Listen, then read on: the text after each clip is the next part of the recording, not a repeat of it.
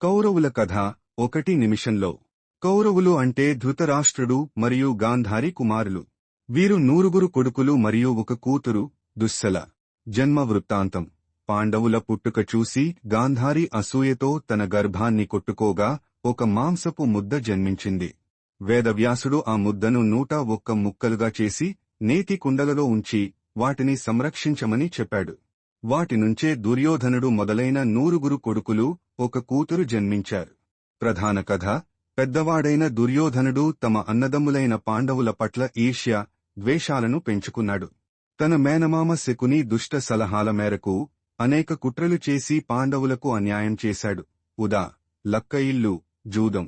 తుది కథ: రాజ్యకాంక్ష, దుర్యోధనుడి అహంకారం మరియు ధృతరాష్ట్రుడి పుత్రప్రేమ కారణంగా జరిగిన మహాభారత యుద్ధంలో కురుక్షేత్రం. కౌరవులందరూ అధర్మాన్ని అనుసరించి పోరాడారు. చివరకు పాండవుల ధర్మం ముందు ఓడిపోయి కౌరవులందరూ యుద్ధంలో మరణించారు.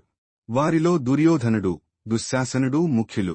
ముగింపు: కౌరవుల కథ దురాశ, అహంకారం మరియు ధర్మం పట్ల విముఖత ఎలాంటి వినాశనానికి దారితీస్తుందో తెలియజేస్తుంది.